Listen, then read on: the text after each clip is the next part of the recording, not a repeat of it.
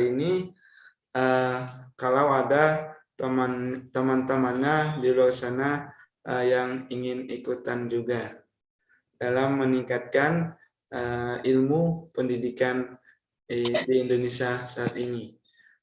Untuk ini dipersilahkan kepada Ibu Wardah untuk memandu acara pada hari ini. Kepada Ibu Wardah dipersilahkan. Baik, terima kasih. Mohon kepada Bapak Ibu untuk bisa mematikan suara Zoom-nya agar dapat memperlancar kegiatan hari ini. Assalamualaikum warahmatullahi wabarakatuh. Selamat pagi, salam sejahtera untuk kita semua.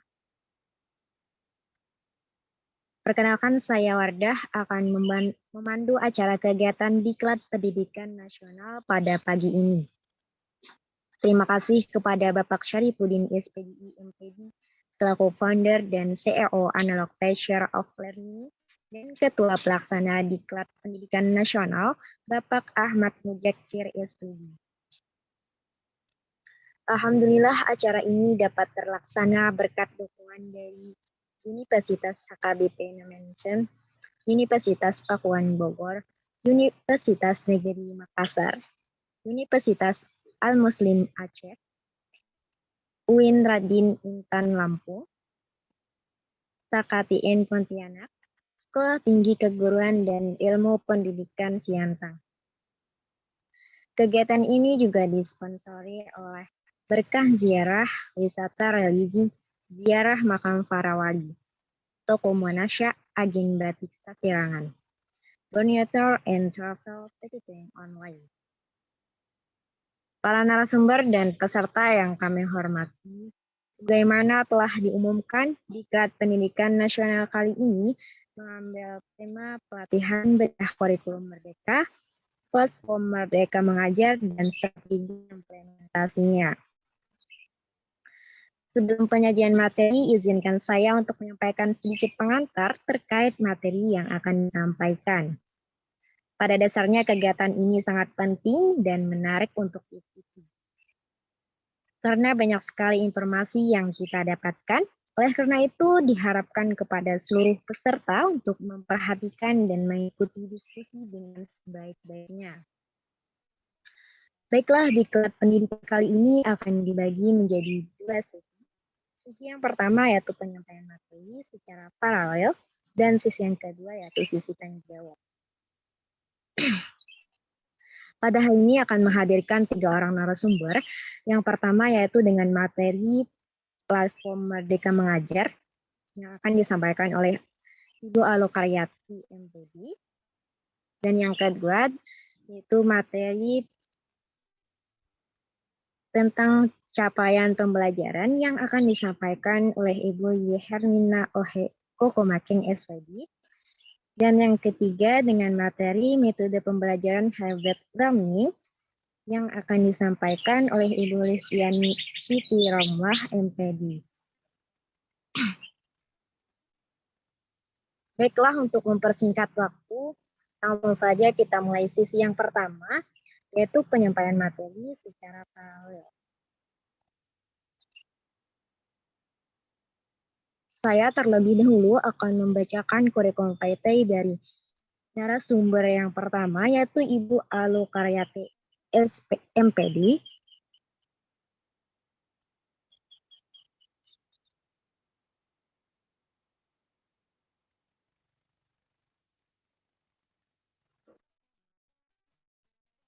Lengkap beliau, Alokaryati, tempat tanggal lahir Bandung 9 November 1974. Pekerjaan saat ini dosen di Prodi Sastra Jepang, Fakultas Ilmu Sosial dan Ilmu Budaya Universitas Pakuan Bogor. Pendidikan formal,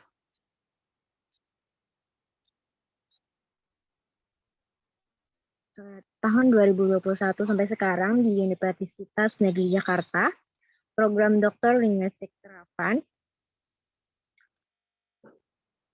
S2 di Universitas Pendidikan Indonesia Bandung, Pendidikan Bahasa Jepang, S1 Sastra Jepang di Sekolah Tinggi Bahasa Asing Wagabaya Bandung, SMA N1 Ciparai Bandung, SMP Karya Pembangunan Babakan Bandung, SDN Rancakole 4 Bandung,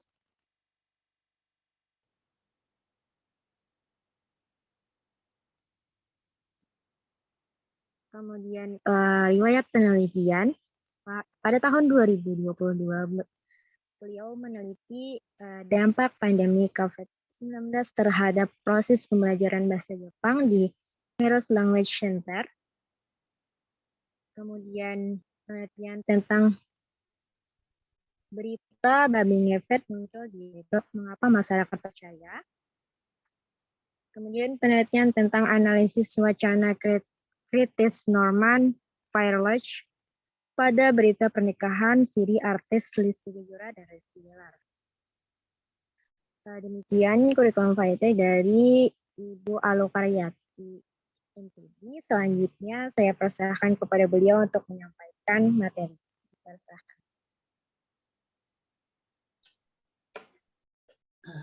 Sebentar saya share screen dulu.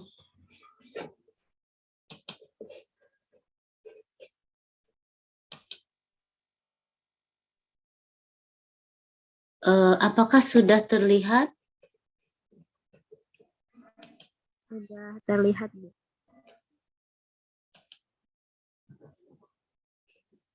Sebentar.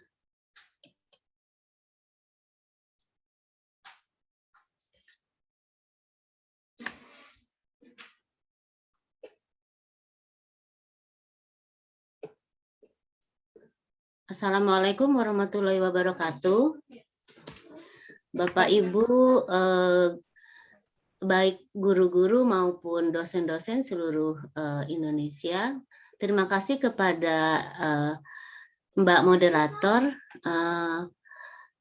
Untuk hari ini saya akan membawakan materi tentang platform Merdeka Belajar, ya. Sebetulnya platform Merdeka Belajar ini lebih cocoknya untuk para guru, ya.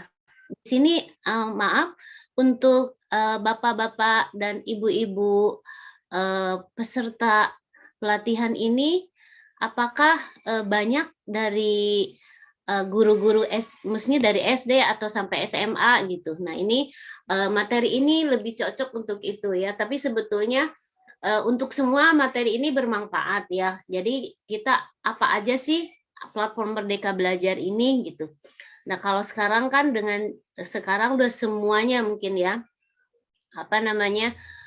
tentang Merdeka Belajar itu sedang digaung-gaungkan gitu, ya. Jadi dan sekarang kita diberi banyak kemudahan dari pihak pemerintah, terutama dari Kemenristek-Dikti, dari materi apa ya yang mau disampaikan tuh semua sudah terdapat di dalamnya. Jadi kita nggak perlu susah-susah menyiapkan materi. Di dalam platform Merdeka Belajar itu terdapat berbagai macam materi. Jadi intinya ini yang tapi hari ini karena platform Merdeka Belajar itu sangat banyak, jadi saya akan memilih satu untuk nanti kita bedah bersama-sama, ya. Mungkin ibu dan bapak-bapak peserta pelatihan ini nanti bisa mencoba setelah pelatihan ini bisa mencoba membuka platform Merdeka Belajar ini untuk nanti misalnya mencari materi-materi apa yang akan disampaikan ketika mengajar gitu, ya, karena dari buku, di sini dari video, semuanya terdapat di dalam platform Merdeka Belajar ini. Oke, baiklah, saya akan mulai. Oh, maaf, izinkan saya lupa memperkenalkan. Nama saya Alokaryati, saya dosen di Prodi Sastra Jepang Universitas Pakuan. Kebetulan di platform Merdeka Belajar ini materi bahasa Jepang enggak ada, ya. Jadi di sini kalau untuk bahasa asingnya yang saya sudah saya pelajari di sini hanya ada bahasa Inggris dan bahasa Jerman gitu, ya. Jadi untuk hari ini saya akan memberikan materinya nanti, karena di sini tadi saya dengar ada guru bahasa Indonesia, jadi nanti saya akan mencoba membedah untuk materi yang bahasa Indonesia ya.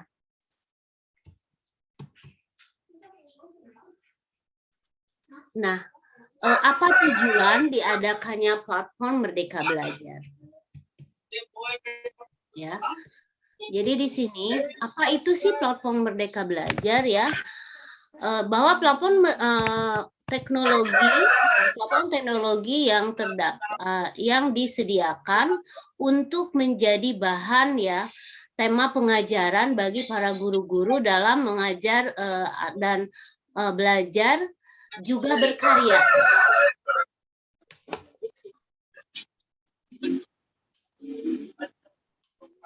Nah, bagaimana cara mengakses platform Merdeka Belajar ini? Terlebih dahulu, Bapak Ibu harus melalui aplikasi Merdeka Belajar ya, yang dapat diunduh melalui Google Play Store. Jadi ini bisa kita unduh dari, memang harus terkoneksi dari handphone, dan syaratnya adalah Bapak Ibu harus memiliki email ya, email dari Belajar ID. Jadi kalau untuk guru-guru ini bisa daftar ya. Kebetulan saya juga karena saya dosen, jadi saya tidak bisa mengakses apa saja sih yang ada di dalam platform Merdeka Belajar ini. Jadi saya pun menggunakan email mahasiswa saya yang kebetulan berprofesi sebagai guru, sehingga saya bisa mengakses ini. Jadi ini harus kita memiliki email dari Merdeka Belajar. Jadi maka di sini kita pertama setelah kita mendownload di aplikasi Google Play Store ini, maka kita melalui situs kita bisa mengakses ya http guru Kemenristek bukan Kemenristek ini ya, Kemendikbud ya .co.id. Mohon maaf karena saya dosen, saya mengaksesnya Kemenristek Dikti ya. Padahal Bapak Ibu ini di kemendikbud.co.id. Yang dapat dibuka di browser laptop, komputer, maupun ponsel Bapak Ibu. Kemudian bagaimana masuk platform Merdeka Belajar? Pertama, kita harus masuk Google Chrome ya, ini terkoneksi ke Google Chrome. Kemudian gunakan email Belajar ID, yaitu email guru. Untuk para guru mungkin Bapak Ibu yang berprofesi sebagai guru mungkin sudah memiliki email guru dari Kemendikbud ini ya. Kemudian kita masukkan password ya, yang sudah nanti dari email ini pasti menggunakan password. Kemudian berikutnya, terus siapa saja sih yang bisa mengakses platform Merdeka Belajar ini? Ya, jadi setiap guru di seluruh Indonesia ya, dan dan sekolah penggerak, jadi bisa mengakses ini. Sebetulnya kita pun yang misalnya kayak saya nih ya, profesinya saya sebagai dosen, saya bisa mengakses ini, tapi Bapak Ibu bisa mengakses ini, tapi harus meminjam email dari mungkin punya kenalan guru gitu, sehingga kita bisa mengakses platform ini. Kemudian, nah apa sih keuntungan menggunakan platform Merdeka Belajar ini? Salah satunya ya Bapak Ibu, kita ya seorang guru dapat memberikan penugasan kepada siswa. Jadi biasanya kita kan suka nyiapin ya materi-materi. Nah, di dalam platform Merdeka Belajar ini, karena kita merdeka gitu ya, ini sudah ada materi apa sih yang akan disampaikan, itu ada, maksudnya udah disediakan gitu, termasuk RPS-nya gitu ya, sudah ada semua gitu. Kemudian guru dapat, nah di sini guru dapat mengumpulkan bukti karya. Misalnya Bapak Ibu setelah menulis apa gitu ya, ada bukti karya Bapak Ibu misalnya buat cerpen gitu ya, membuat artikel penelitian, atau misalnya buat karya-karya yang lain, di sini bisa diunggah Bapak Ibu di dalam nanti bagian bukti karya. Kemudian keuntungan berikutnya adalah Guru juga dapat melakukan pembelajaran mandiri kepada siswa atau murid dalam satu platform gitu ya. Jadi kira-kira seperti itu. Kemudian keuntungan lainnya, seorang guru juga dapat melakukan pemilihan perangkat bahan ajar. Jadi bahan ajar apa yang akan digunakan. Nah, kira-kira tampilannya itu tampilannya akan seperti ini ya. Ketika Bapak Ibu mencari nanti platform Merdeka Belajar, nanti tampilannya di Google itu akan seperti ini. Nanti Bapak Ibu, nanti Bapak Ibu tinggal mengklik yang bagian ini ya. Kemudian nanti di sini juga kan ada lihat pelatihan mandiri, ada perangkat belajar, kemudian nanti masuk ke sini dan Bapak Ibu harus tadi memasukkan alamat email untuk guru ya, belajar ID, dan apa namanya, seperti biasa kita menggunakan pakai password. Kemudian bahan-bahan pembelajaran yang ada di platform Merdeka Belajar itu apa saja gitu ya. Di antaranya ya bahan-bahan pembelajaran yang ada di platform Merdeka Belajar ini adalah seperti ini nih Bu, Bapak Ibu, ini kebetulan karena saya menggunakan email mahasiswa saya yang memang berprofesi sebagai guru, maka di sini ada nama mahasiswa saya ya tercantum. Kalau Bapak Ibu sudah memiliki email, ya di sini nanti akan ada langsung tampilannya nama Bapak Ibu masing-masing. Kemudian di sini ada apa aja nih? Di sini ada penugasan kepada murid ya, assessment, kemudian perangkat belajar, bukti karya, kemudian pelatihan mandiri, video inspirasi komunitas. Nah, di sini video-video pembelajaran juga Bapak Ibu bisa mengakses isinya dan bisa mendownload gitu ya. Nah, tadi perangkat belajar, nanti di dalam perangkat belajar itu ada berupa buku-buku ya, PDF-nya, RPS-nya, dan Bapak Ibu juga dapat mendownload dari PDF ini. Misalnya materi 1 kita akan mengajar apa, ini sudah ada di dalamnya. Kemudian tadi yang saya sudah sedikit sampaikan ada bukti karya ya. Kemudian pelatihan mandiri, nanti ada video-video dan komunitas. Nah, kemudian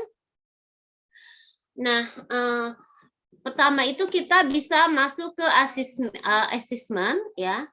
Nah, apa aja nanti Bapak Ibu bisa di sini tuh bisa mengeklik nanti ya, kita akan. Tapi saya hari ini karena materinya kan ini platform Merdeka Belajar, isinya kan macam-macam sekali ya Bapak Ibu, banyak sekali, jadi saya memilih satu aja. Tapi ini kira-kira kalau Bapak Ibu menggunakan asesmen belajar, pertama Bapak Ibu bisa masuk ke fase 1, nanti tinggal diklik bagian ini ya Bapak Ibu. Kemudian nanti kalau ini juga materinya apa, nanti Bapak Ibu tinggal mengeklik, dan dari sini tuh Bapak Ibu bisa siswanya bisa mengerjakan latihan-latihan ini gitu ya, yang ada di sini. Kemudian nanti tampilan berikutnya akan ada perangkat belajar. Nah, di sini kan sudah terlihat, saya ambil contoh untuk buku bahasa Indonesia yang saya berikan contoh. Ya, yang nanti kita akan bedah bareng-bareng ya. Nah, di sini nanti akan buku muridnya ada, buku gurunya juga ada, modul pembelajarannya ada. Kemudian di sini kan ini ada PDF-nya ya. Kalau ini kan ini contohnya nih, kalau matematika ada konsep bilangan cacah gitu ya, di sini ada nih. Di sini ada semester 1 kelas 1, semester 1 kelas 4 SD gitu. Jadi nanti Bapak Ibu tinggal memilihnya mau pakai materi apa misalnya. Boleh saya tanya nggak? Di sini ada tadi kalau nggak salah ada guru bahasa Indonesia ya Bapak Ibu. Boleh Ibu namanya boleh disebutkan? Ibu, nama saya Erlina. Oh, Ibu Erlina ya. Kalau boleh tahu Ibu mengajar SMP. Di SMP? Ya. Iya. Nah, nanti yes, SMP kelas berapa Bu kalau boleh tahu? Kelas 9. Kelas 9. Nanti Ibu bisa mengakses di sini, dipilih aja Kalau berarti kelas kelas 9 ya. Nanti tinggal dipilih aja sama Ibu, nanti di bagian sininya ya. Nanti di perangkat ini kan kita nanti akan fokus ke perangkat belajar. Nanti Bapak nanti Ibu tinggal memilih kelas 9 gitu. Nanti itu udah langsung muncul bukunya apa gitu ya. Materi pertama itu kita ngajarin apa gitu. Terus penugasannya berupa apa, dan itu ada buku untuk murid, ada buku untuk guru gitu. Modulnya apa. Jadi Ibu tidak usah susah-susah memikirkan materi gitu, karena sudah tersedia di platform Merdeka Belajar ini gitu ya. Iya, Ibu. Saya lanjutkan ke tampilan berikutnya. Maaf. Tadi kan perangkat belajar. Nah, di sini ada pelatihan mandiri. Nah, di pelatihan mandiri ini nanti ada yang mengerjakan soal-soal ya. Nanti Bapak Ibu tinggal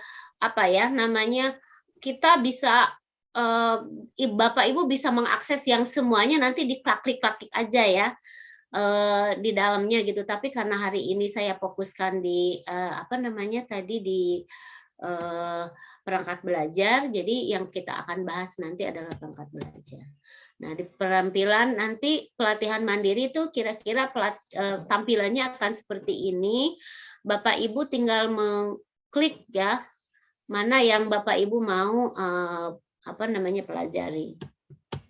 Kemudian di sini tadi sudah saya sampaikan bahwa di sini kita bisa mengumpulkan bukti karya, kumpulan rekam jejak yang menggambarkan kinerja serta kompetensi tenaga pendidik agar dapat saling menginspirasi maupun bertukar pikiran. Jadi di sini lihat Bapak Ibu di bagian ini bisa melihat bukti-bukti karya dari guru-guru seluruh Indonesia ya, dan karena kan tadi yang saya sudah sampaikan karya kita bisa di-download di sini, jadi Bapak Ibu bisa melihat karya-karya dari guru-guru hebat yang ada di seluruh Indonesia dari berbagai macam pelajaran gitu ya. Kemudian di sini ada tampilannya komunitas ya, jadi di sini di dalam komunitas ini untuk apa sih digunakannya ya, di wadah yang dapat digunakan tenaga pendidik untuk berbagi praktek baik dan sarana berdiskusi dalam menerapkan kurikulum Merdeka Belajar. Kemudian, nah di sini juga nanti akan keluar tampilan tentang kurikulum Merdeka Belajar ya. Ini bagaimana prinsip dasar Merdeka Belajar itu seperti apa, penerapan kurikulumnya seperti apa. Nanti Bapak Ibu bisa membuka sendiri di platform Merdeka Belajar. Kemudian, nah di sini apa sih kelebihan ya perangkat menggunakan kelebihan perangkat bahan ajar ini ya? Salah satunya adalah kita bisa memilih mata pelajaran apa yang terdapat dalam perangkat bahan ajar. Mohon maaf, jadi saya langsung ke perangkat bahan ajar ya, karena kita hari ini mau fokus membahas tentang perangkat bahan ajar, karena waktunya memang sedikit, jadi kita fokus ke perangkat bahan ajar. Jadi kelebihannya adalah salah satunya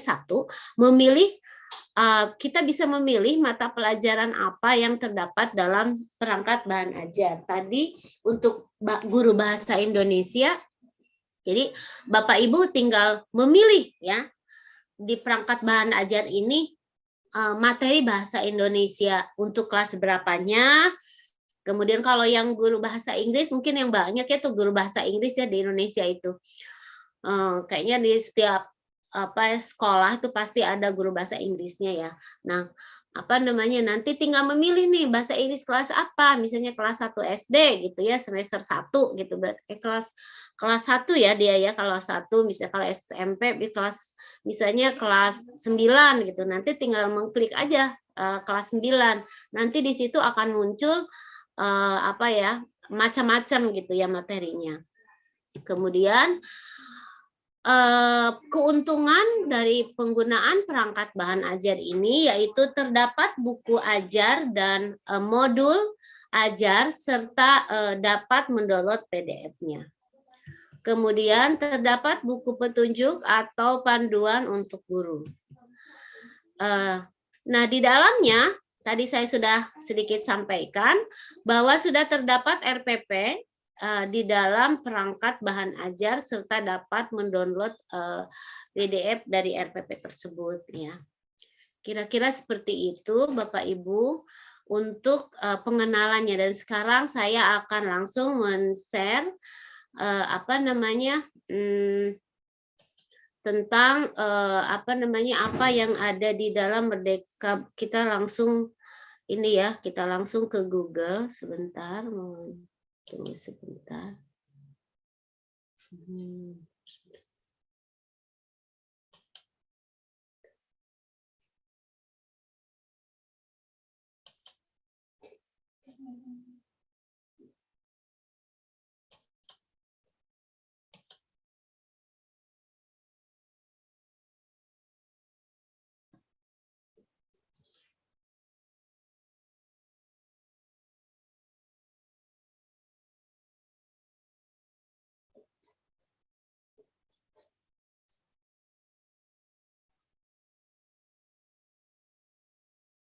Bapak Ibu sudah terlihat?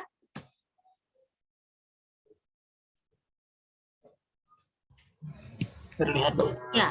Nah, di sini kan kita tadi sudah saya perlihatkan ya, yang ini di PPT saya.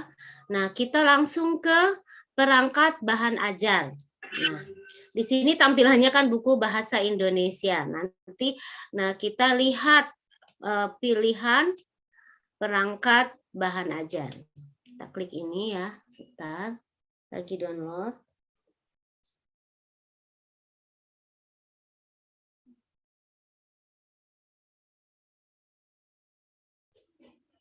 Nah, di sini kan kita tadi kan harus harus masuk dengan menggunakan email dari Belajar ID ya. Atau kalau untuk guru madrasah maka dia akan dari Kementerian Agama ya. Nah, Ibu maaf, screen share-nya tampilannya Google, Bu. belum ya? Sebentar ya. Saya ulang lagi. Bentar. Belum, Bu. Halo. Sebentar. Kenapa ya? Sebentar.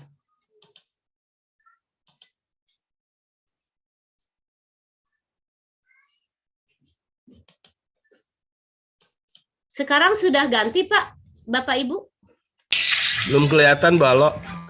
Ya, udah, Bu. Ya, udah. Ya? Oke. Udah. Baik. Nah, di sini sudah terlihat perangkat ajar ya. Kita sudah masuk ke perangkat ajar ya, Bapak Ibu. Nah, Ibu, Bapak Ibu, ini kan ada bahasa Inggris ya. Tadi saya janji mau membedah pelajaran bahasa Indonesia ya, sebentar. Kita pilih dulu, dan di sini kan akan muncul seperti ini nih Bapak Ibu. Saya kenalin dulu ya. Kalau mata pelajarannya dimulai dari Agama. Dari agama nih. Ya misalnya kalau misalnya Bapak Ibu guru sekolah Buddha, misalnya ini agama Buddha, tinggal mengklik aja gitu ya.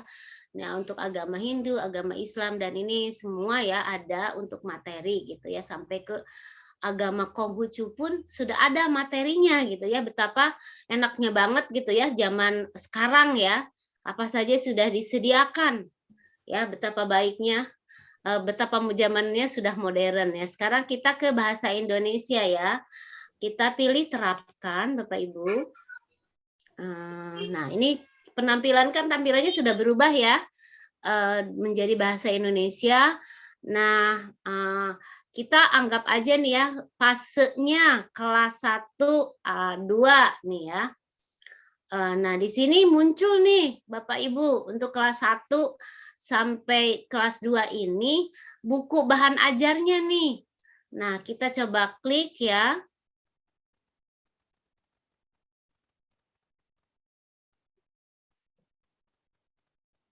Nah, di sini Bapak Ibu bisa mendownload nih. Kita bisa mendownload bukunya gitu ya. Nanti Bapak Ibu langsung download bukunya ini untuk kelas 1 SD sederajat gitu ya. Ini yang kalau buku SD. Nah, kemudian berikutnya tadi kan buku murid ya. Nah, sekarang RPP-nya ya. Ini RPP-nya, modul ajarnya, kita klik.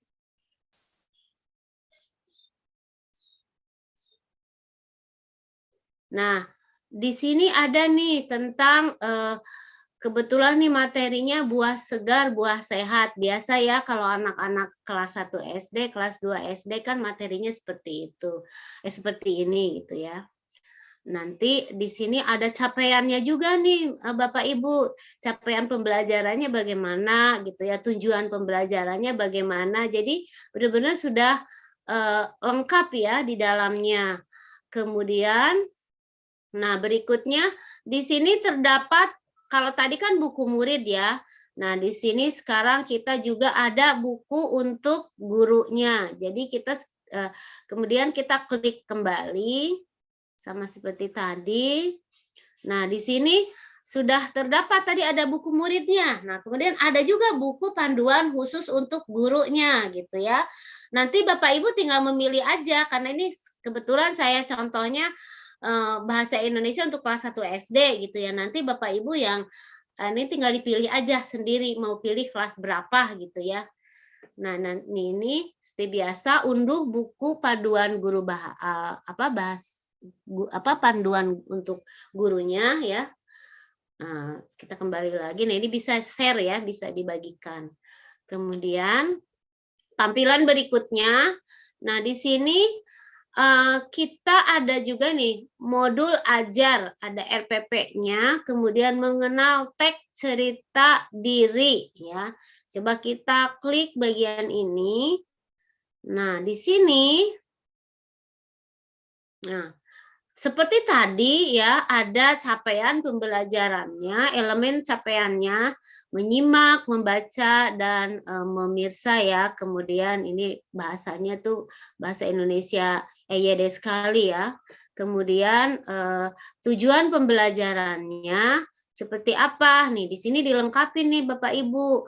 Di sini ada mengidentifikasikan karena tadi keluar tentang ini kan, tentang keluarga, mengidentifikasi anggota keluarga berdasarkan teks deskriptif yang dibaca, menyusun kata menjadi sebuah kalimat, menceritakan tentang dirinya sesuai konteks, mengenal kosakata tentang anggota tubuh ya. Tadi sesuai dengan bacaan di hari tersebut gitu ya Bapak Ibu. Nah, di sini acuan alur tujuan pembelajarannya sudah terdapat Bapak Ibu, yaitu yang ATP itu ya, acuan alur tujuan pembelajaran. Nah, di sini ada nih Bapak Ibu, tinggal diklik, ada dokumen si acuan tujuan pembelajarannya tuh nih. Bapak Ibu udah tinggal semua ya, maksudnya tinggal download semua gitu ya, nggak usah susah-susah lagi. Biasanya kan kita bikin SAP-nya gitu ya. Bapak Ibu mohon tunggu sebentar ya. Laptop saya baterainya sebentar lagi habis. Sebentar Bapak Ibu, mohon maaf. Tunggu sebentar.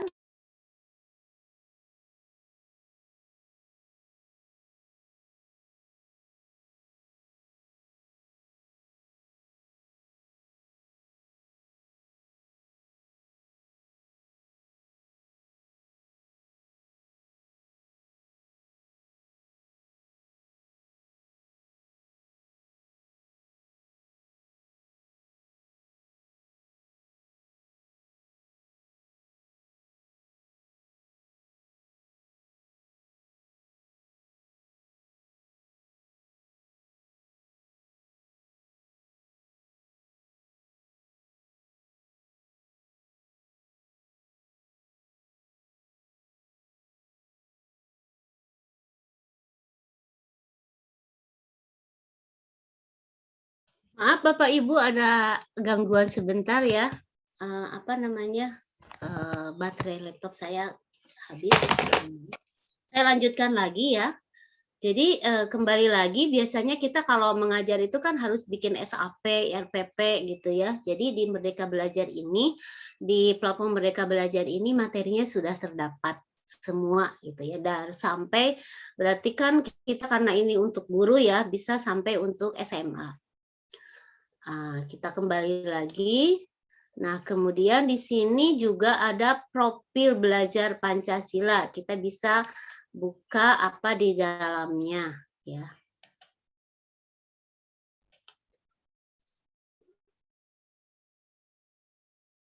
Nah, di dalamnya ada berisi nih ya Bapak Ibu, dan di sini ada panduan pelaksanaan kurikulum merdekanya juga sudah terdapat.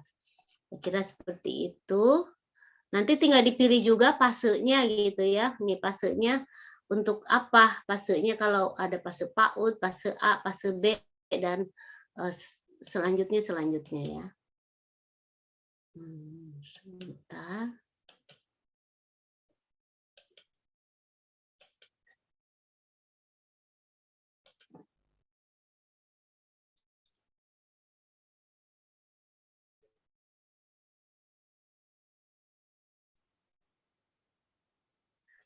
Kira-kira seperti itu Bapak Ibu dari si perangkat bahan ajar tersebut.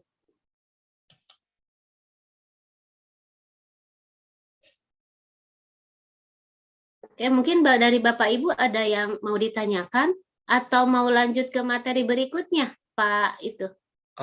Lanjut, Bu. Lanjut ke materi selanjutnya ya. Itu yang tadi yang bisa saya sampaikan Bapak Ibu. Mohon maaf jika banyak kekurangan.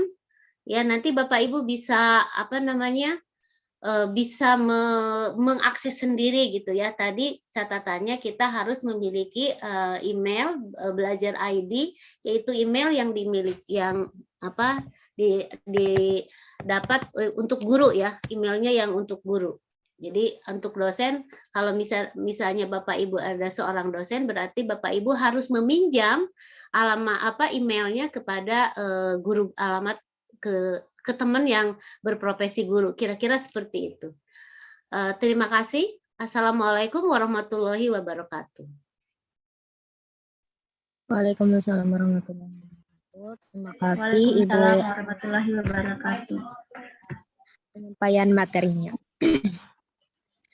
Selanjutnya memasuki materi yang kedua yang akan disampaikan oleh Ibu Yeherlina Ohe Kokomaking, SPD, dengan materi yang disampaikan itu capaian pembelajaran. Sebelumnya saya akan bacakan dulu kurikulum partai dari Ibu Yeherlina. Nama lengkap beliau Yeherlina Ohe Kokomaking, SPD. Tempat tanggal lahir Toko Jai 26 Agustus 1997. Pendidikan SD Toko Jai, SMP Negeri 1 Ila Ave Timur, SMA PGRI Gelikat Lobolo, S1 Universitas Negeri Makassar, S2 Kandidat Magister, Sarjana Universitas Negeri Makassar, tempat mengajar, lembaga kursus bahasa Jerman, dan lembaga kursus bahasa Jerman Black Institute. Ya, demikian dari Ibu Yeherlina, kepadanya saya persilahkan. Ya, baik. Terima kasih atas waktu dan kesempatan yang diberikan kepada saya. Izinkan saya share screen terlebih dahulu ya.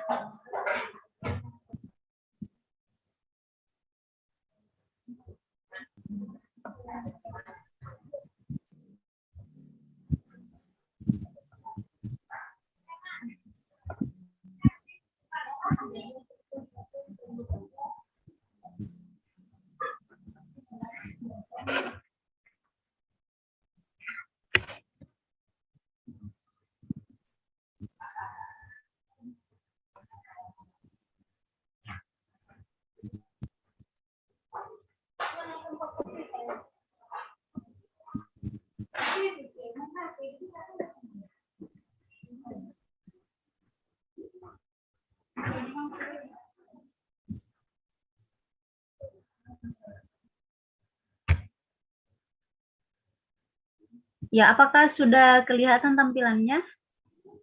Sudah terlihat, Bu. Sudah, Bu.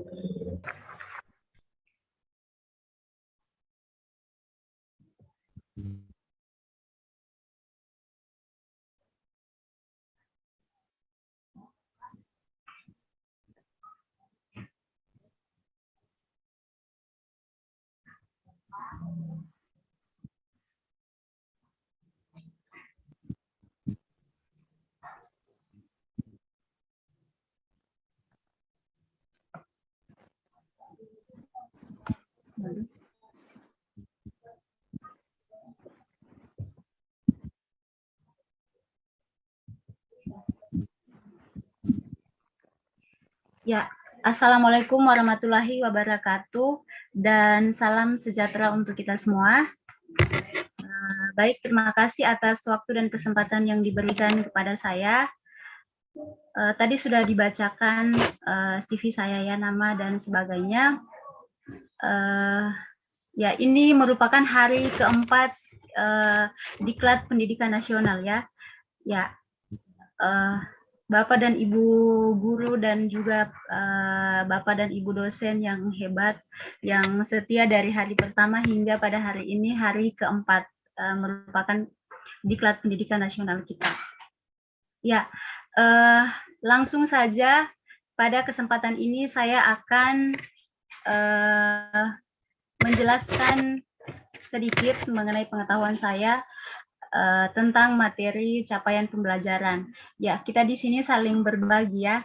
Mungkin Bapak dan Ibu lebih hebat dari saya, lebih banyak pengalaman dan pengetahuan dari saya. Oleh sebab itu, kita di sini hanya saling berbagi, saling melengkapi. Ya, langsung saja. Yang pertama kita lihat mengenai bagaimana capaian pembelajaran pada kurikulum Merdeka.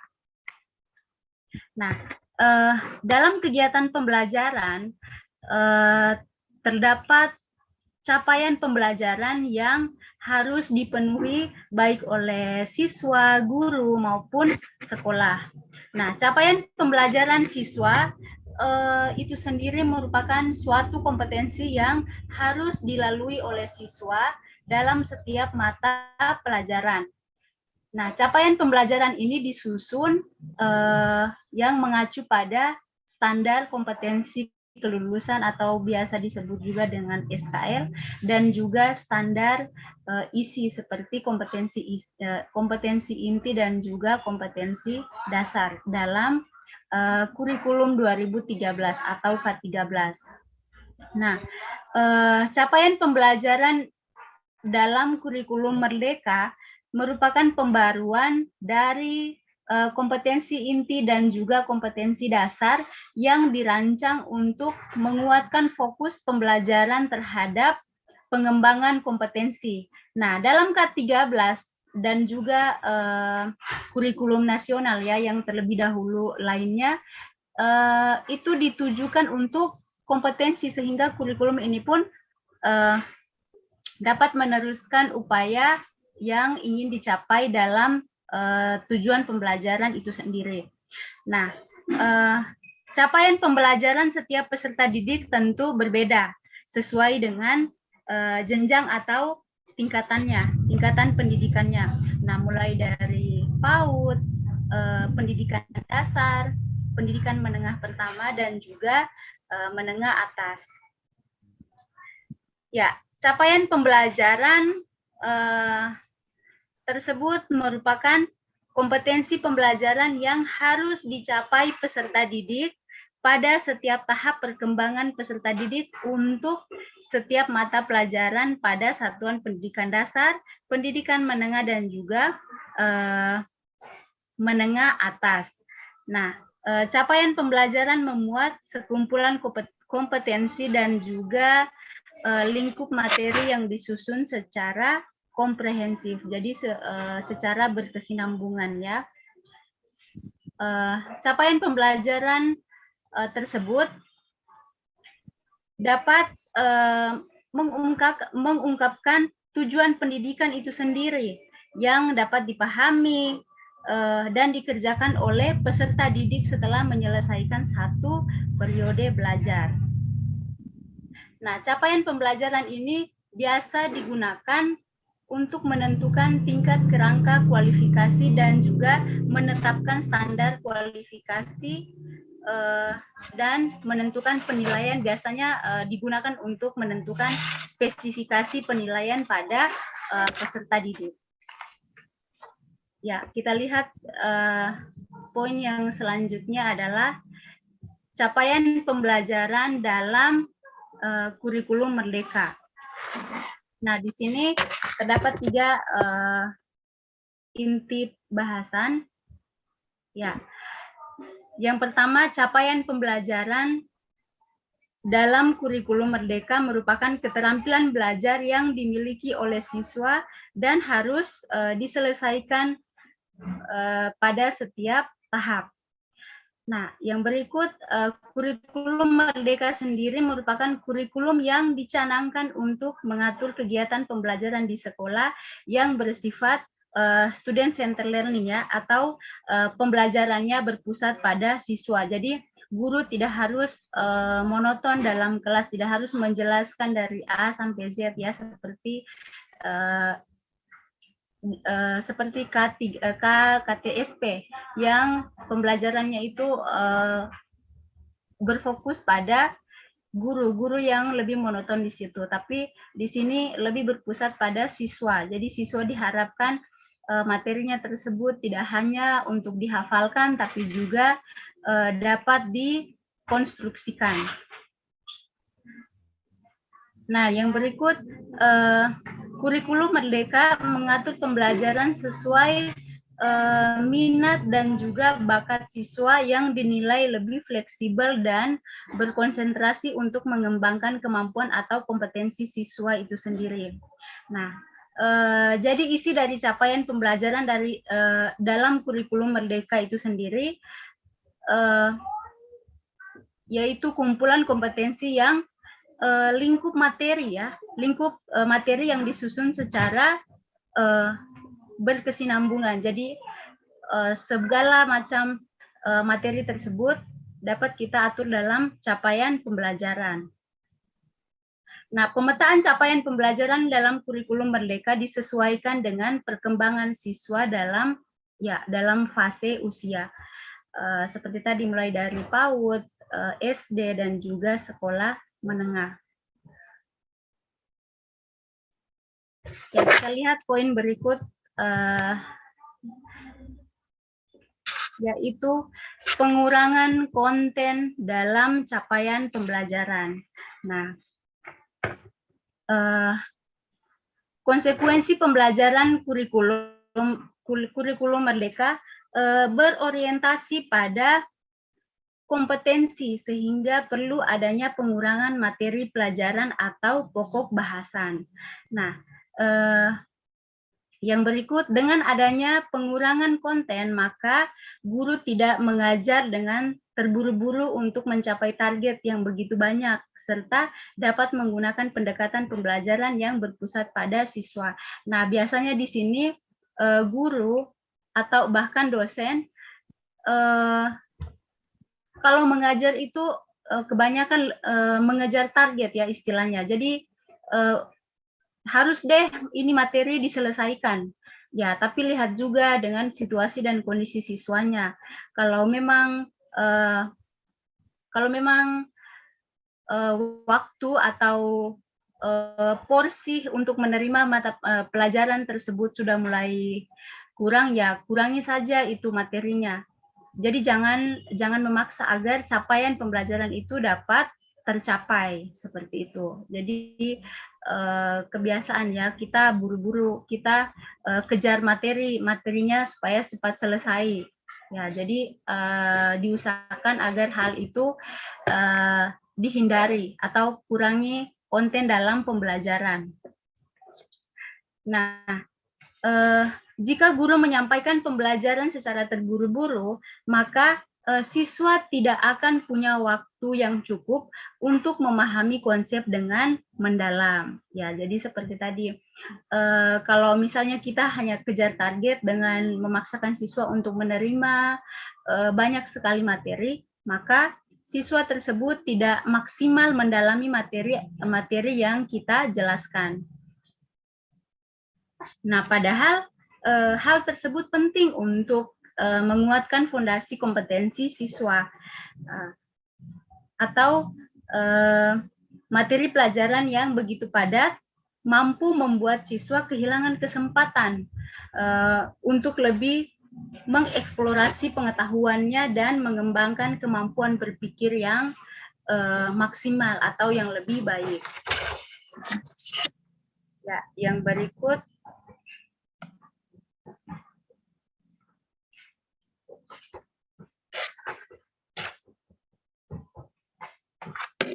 pembelajaran konstruktivisme dalam capaian pembelajaran. Nah, untuk bisa mencapai capaian pembelajaran dalam kurikulum merdeka, maka kegiatan pembelajaran dilakukan secara konstruktivisme. Nah, teori pembelajaran konstruktivisme tersebut, ya, mohon maaf ya sebentar. Saya sampaikan dulu teman-teman.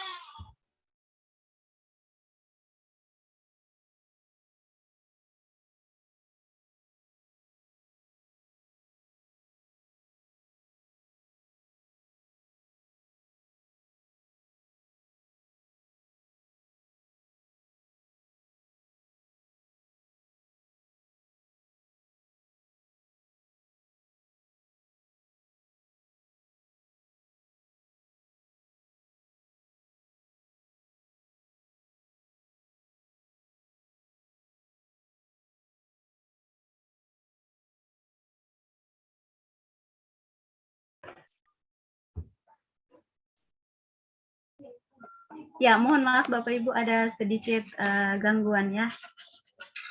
Nah, untuk bisa mencapai capaian pembelajaran dalam kurikulum merdeka, maka kegiatan pembelajaran yang dilakukan secara konstruktivisme.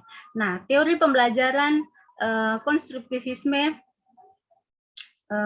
itu sendiri merupakan kegiatan pembelajaran yang lebih mengutamakan perkembangan logika serta konseptual pembelajar. Nah, melalui teori belajar ini, siswa bisa membuat atau mencipta suatu karya dan membangun suatu hal yang sudah dipelajari. Ya, sedangkan kurikulum merdeka itu sendiri menginginkan agar anak-anak Indonesia untuk tetap aktif, meningkatkan kecerdasan, kreativitas, dan juga mampu membuat suatu karya. Ya, nah dalam teori belajar konstruktivisme itu sendiri, pengetahuan bukan kumpulan atau seperangkat fakta ya, fakta, konsep atau kaidah untuk diingat, tapi konstruktivisme di sini lebih mengutamakan pada proses dalam memahami atau mengkonstruksi pengetahuan melalui pengalaman nyata. Nah, dalam kurikulum merdeka itu sendiri, pemahaman siswa tidak hanya bersifat statis, melainkan dinamis atau berevolusi secara konstan selama siswa tersebut dapat mengkonstruksikan pengalaman baru yang memodifikasi pemahamannya sebelumnya. Ya, nah untuk memiliki pemahaman ini, maka pihak sekolah dan juga guru harus bisa menciptakan suasana belajar yang berpusat pada siswa dan bukan hanya memberikan siswa informasi yang kurang bermakna atau sekedar dihafalkan saja ya. Nah, melalui pembelajaran konstruktivisme ini, maka capaian pembelajaran dalam kurikulum merdeka yang mengutamakan kompetensi bisa dicapai tanpa mengingat konteks serta konten dalam pembelajaran itu sendiri. Nah, oleh sebab itu diharapkan supaya baik pihak sekolah dan juga para pendidik bisa mengembangkan pembelajaran konstruktivisme yang terpusat pada siswa sesuai dengan konteks sekolah, perkembangan, minat, dan juga bakat dari siswa atau peserta didik itu sendiri. Nah, supaya siswa atau peserta didik tersebut lebih siap untuk menghadapi kurikulum merdeka dan siswa juga bisa mencapai capaian pembelajaran itu sendiri, maka pendidik juga harus para pendidik juga harus bisa beradaptasi ya, harus bisa beradaptasi dengan perubahan dan juga terus belajar. Jadi kita para pendidik juga harus tetap update. Jangan ada guru ya masih menolak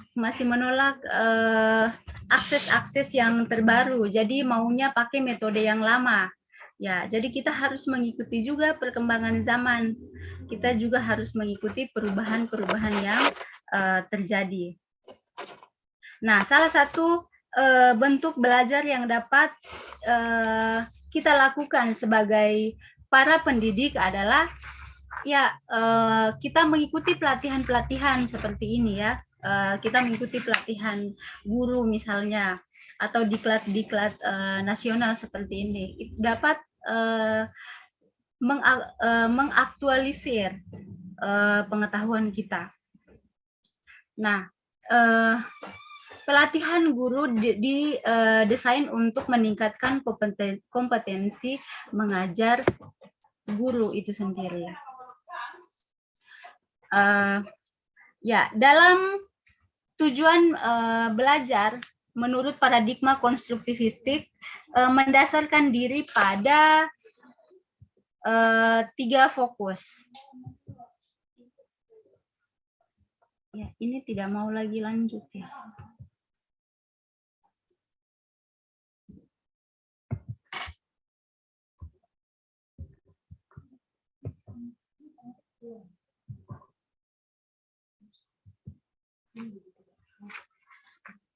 Ya, adapun di sini tujuan teori belajar konstruktivisme itu sendiri, yang pertama untuk membantu siswa memahami materi pembelajaran yang lebih mendalam, dan yang berikut untuk mengasah kemampuan siswa dalam bertanya dan juga mencari solusi.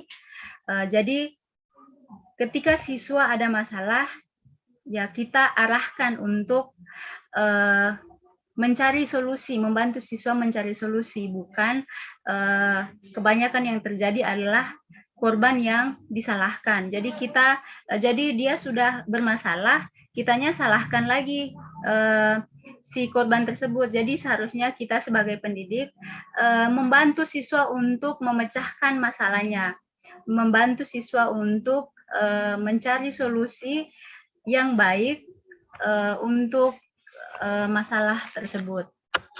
Nah, yang berikut adalah agar siswa dapat memahami konsep secara komprehensif serta menjadi pemikir aktif.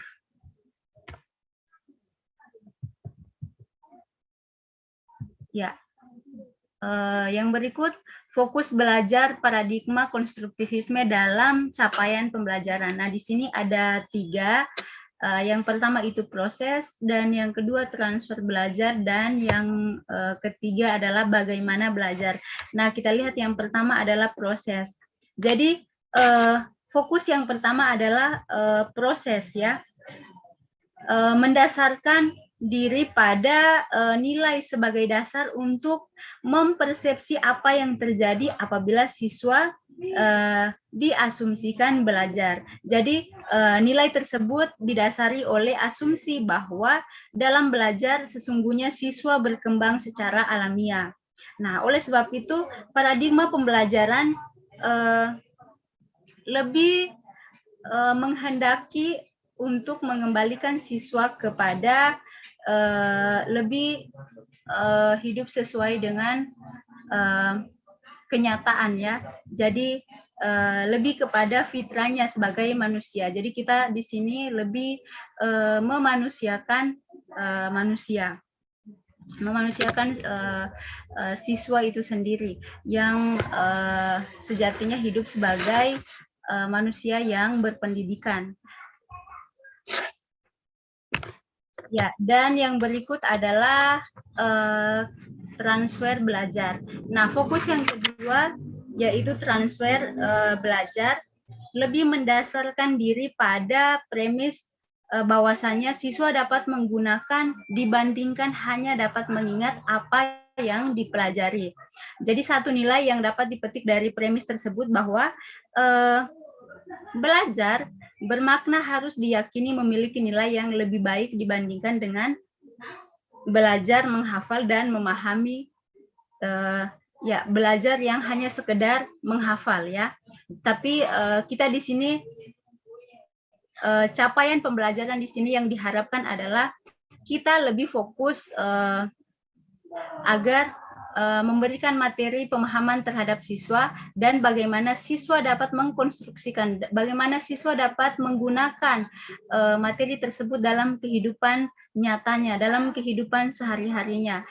Jadi tidak hanya sekedar mengingat atau menghafal, saya belajar menghafal deh karena nanti juga sebentar ujian supaya bisa dapat nilai yang bagus ya, tidak seharusnya seperti itu ya. Jadi kita lebih mengarahkan siswa supaya bagaimana siswa dapat mengkonstruksikan pembelajaran materi apa yang didapatkan di sekolah belajarnya ya, seperti itu. Nah, yang ketiga adalah bagaimana belajar. Jadi how to learn yaitu memiliki nilai yang lebih penting dibandingkan dengan apa yang dipelajari. Ya, alternatif pencapaiannya adalah bagaimana belajar. Jadi dalam hal ini pendidik dapat memberdayakan keterampilan berpikir para peserta didik. Nah, dalam hal ini diperlukan fasilitas belajar untuk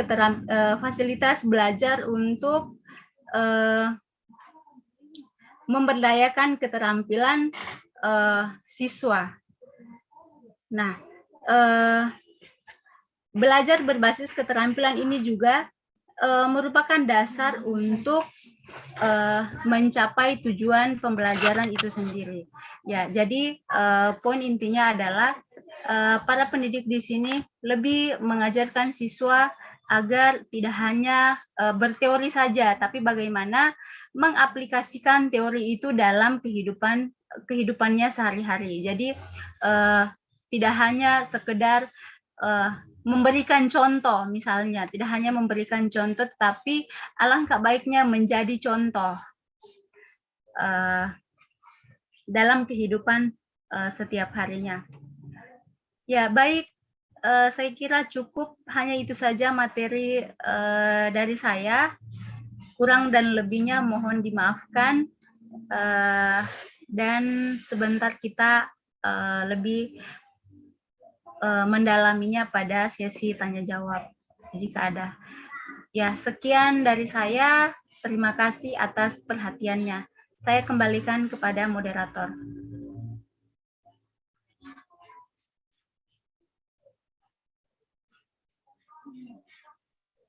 Baik, terima kasih Ibu Yuli Herolina atas penyampaian materinya.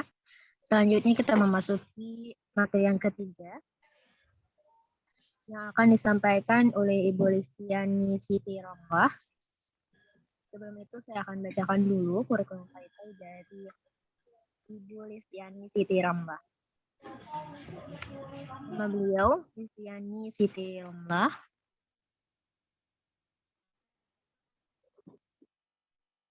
Pendidikan S2 di Universitas Islam As-Syafi'iyah, S1 di Universitas Negeri Jakarta, SMA Negeri 29 Jakarta, SMP Negeri 87 Jakarta, SDN Pisangan 3 Ciputat, TK Islam Rohama Ciputat.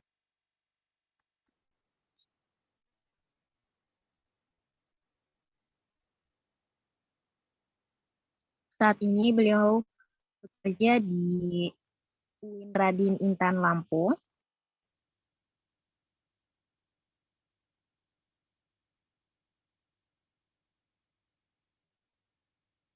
Demikian kurikulum partai dari Ibu Listiani Siti Ramlah. Kepada beliau dipersilahkan untuk menyampaikan materi. Baik, terima kasih kepada moderator Ibu Wardah Husura. Ya, sudah terdengar Bapak Ibu suara saya? Terdengar, Bu. Oke, sudah terdengar ya. Baik, bismillahirrahmanirrahim. Assalamualaikum warahmatullahi wabarakatuh, Bapak Ibu sekalian. Di sini saya akan sharing saja ya, sharing mengenai metode pembelajaran yang sekarang sedang happening atau sekarang sedang ramai dibicarakan ya oleh sekolah-sekolah maupun oleh tingkat university ya. Nah, kita ketahui dulu sebelum ada hybrid learning itu ada istilahnya blended learning. Tapi sebelum kita masuk ke sana, saya mau Bapak dan Ibu di sini kita bermain sedikit ya, biar tidak bosan. Mohon untuk Bapak Ibu sekalian mengaktifkan kameranya. Bagi yang bisa mengaktifkan kameranya, silakan karena kita akan bermain games ya sedikit. Untuk penyegaran, karena saya yang terakhir, mungkin Bapak Ibu sudah mulai mengantuk atau tidak fokus. Nah, sekarang saya mengajak Bapak Ibu sekalian untuk bermain, ya, bermain bersama-sama, ya, walaupun hanya virtual, walaupun tidak bertemu langsung. Sebenarnya kalau bertemu langsung secara offline itu lebih menyenangkan, gitu ya. Baik. Baik, Bapak Ibu yang sudah mengaktifkan kameranya, kalau saya katakan saya bilang, nah saya bilang pegang kepala. Nah, Bapak Ibu silakan pegang kepala ya. Kalau saya bilang pegang kepala, Bapak Ibu pegang kepala ya. Nah, kalau saya bilang hidung, saya bilang pegang hidung, ya. Saya bilang pegang kepala, Bapak Ibu silakan pegang kepalanya. Kalau saya bilang hidung, ya, saya bilang pegang hidung, Bapak Ibu pegang hidung. Saya bilang pegang alis, Bapak Ibu silakan pegang alisnya, ya. Oke, siap-siap. Apakah masih fokus dan konsentrasi, ya? Oke, kita uji coba, ya, uji coba. Saya bilang pegang pipi. Oke, masih ada yang terlambat ya. Saya bilang pegang telinga. Oke, ini masih fokus, masih pelan-pelan ya. Saya bilang pegang mata.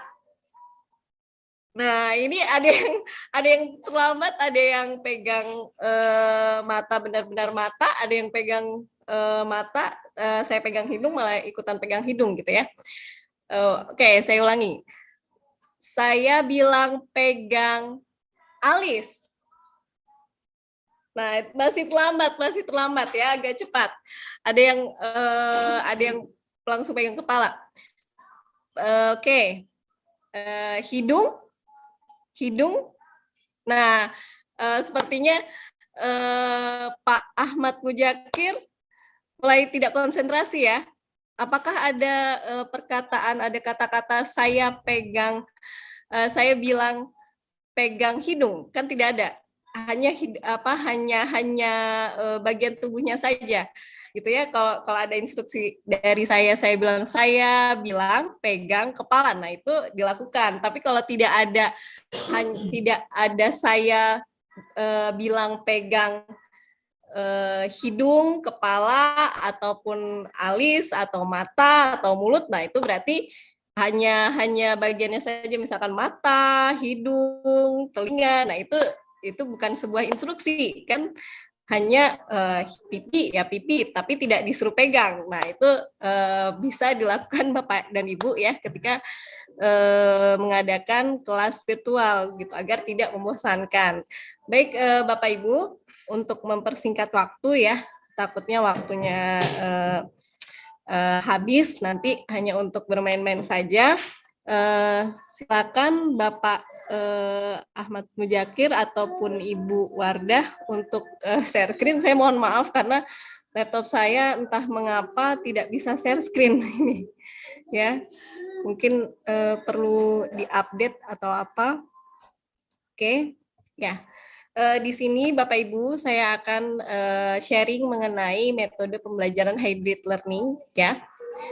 Baik, silakan di next. Oke, yang pertama itu kita ketahui dulu mengapa sih kok hybrid learning ini muncul, ya. Yang pertama di sini adalah karena ada beberapa tahun belakangan ini ya, Indonesia, bukan hanya Indonesia saja, tetapi di berbagai belahan dunia itu ada sebuah pandemi ya, pandemi yang luar biasa dampaknya untuk kita semua di segala bidang itu benar-benar terasa sekali ya.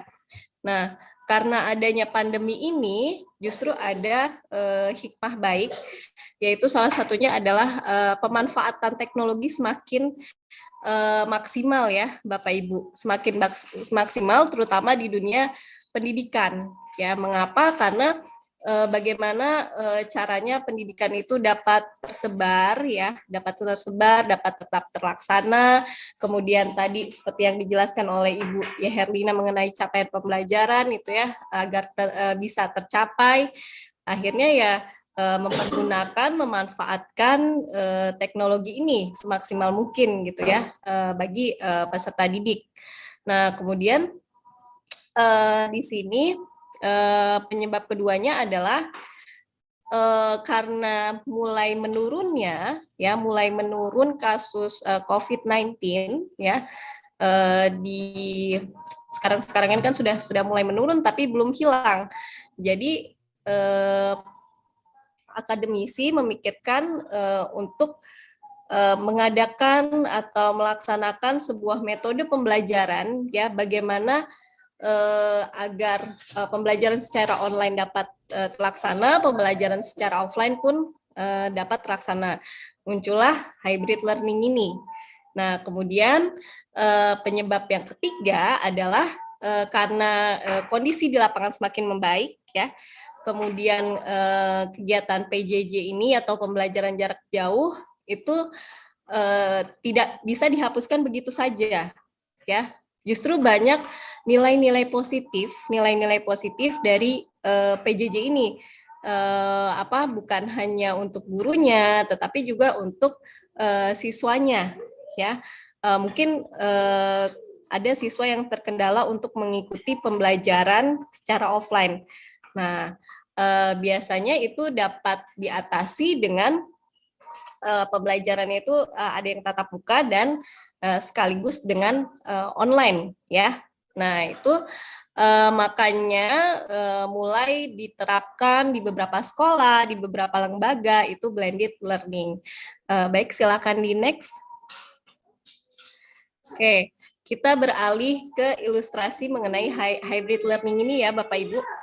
Jadi dalam hybrid learning ini ada face to face, kemudian dikendalikan dari jarak jauh ya, kemudian juga adanya social distancing juga. Kenapa? Karena dalam hybrid learning itu dibatasi. Nah, nanti ada aturan-aturan dalam melaksanakan hybrid learning ini ya. Jadi ada aturannya, tidak hanya wah keren nih namanya hybrid learning. Kami di sekolah atau kami di kampus mau menggunakannya, tapi ternyata tidak memperhatikan peraturan atau rules yang harus ada dalam pelaksanaan hybrid learning ini. Nah, karena pandemi ini belum usai ya, sebenarnya masih ada gitu, masih ada, belum sama sekali hilang ya. Jadi hybrid learning ini adalah muncul untuk menjembatani, untuk sebagai salah satu solusi ya Bapak Ibu untuk tetap melaksanakan pembelajaran agar anak-anak kita atau peserta didik tidak tertinggal ya. Nah, ini ilustrasinya seperti ini ya, hybrid learning. Ada jadwal yang fleksibel, kemudian tetap memperhatikan kesehatan dan keamanan ya. Kemudian adanya social distancing juga, adanya yang face to face, atau ada yang dia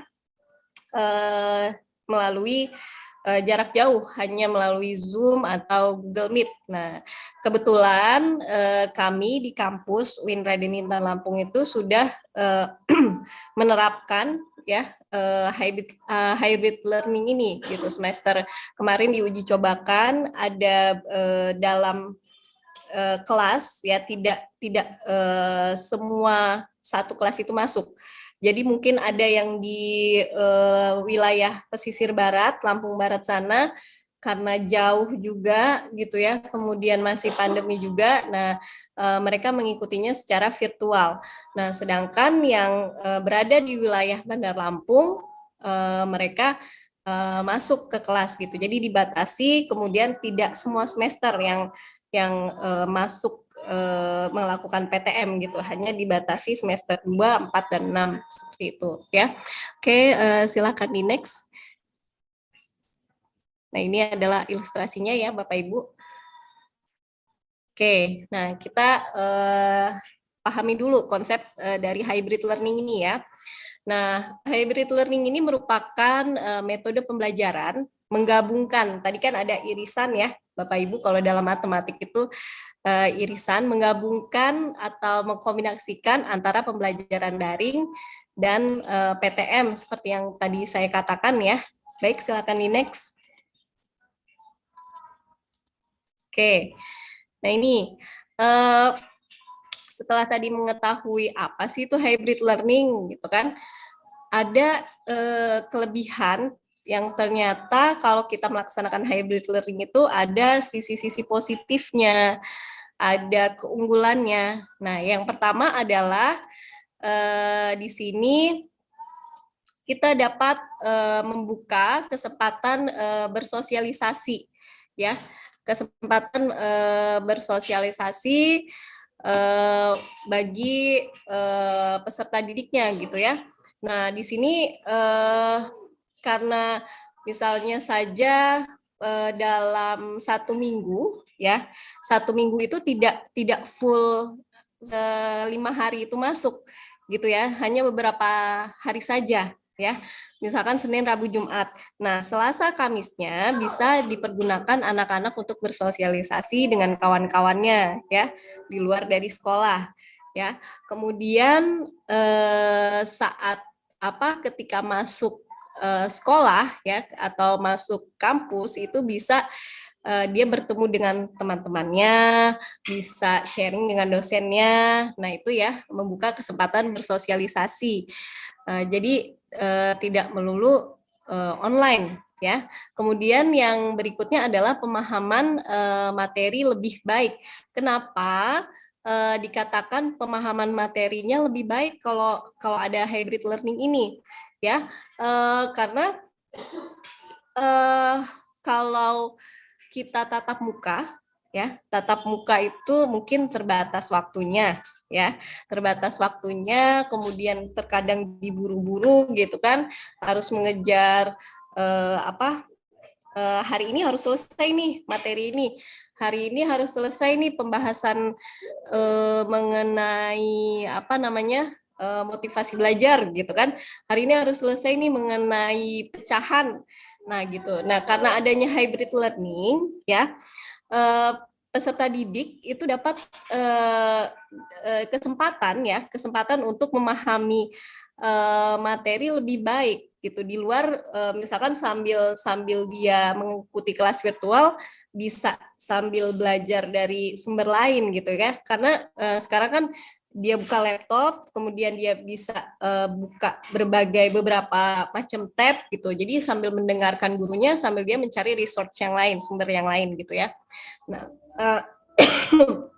kemudian berikutnya adalah tetap memanfaatkan teknologi. Mohon maaf Bapak dan Ibu. Di sini karena hybrid learning itu membutuhkan sebuah device ya. Jadi mau tidak mau peserta didik itu harus melek teknologi ya. Dia minimal harus bisa mempergunakan WhatsApp atau bisa mempergunakan Google Classroom atau Google Meet, Zoom dan lain sebagainya gitu ya. Kemudian berikutnya adalah kelebihan dari hybrid learning ini memberikan penyegaran ya. Selama 2 tahun ini kita online terus. Kalau mungkin Bapak dan Ibu memiliki siswa yang masih sekolah gitu ya, online itu ada keluhan-keluhan bahwa aduh Bapak Ibunya semakin tinggi tensinya gitu, atau karena ternyata tidak mudah ya mengajarkan anak di rumah. Ternyata anak-anak itu lebih nurut di sekolah misalnya. Nah, itu dengan adanya hybrid learning itu mengadakan menjadikan sebagai penyegaran. Kenapa? Karena ada masuk sekolahnya, kemudian dia ada yang online-nya gitu ya. Nah, kemudian berikutnya adalah meningkatkan kualitas fisik dan mental gitu ya. Kalau online terus itu terus terang membosankan ya. Saya bertanya kepada mahasiswa-mahasiswa saya, bagaimana pengalaman selama online learning ini?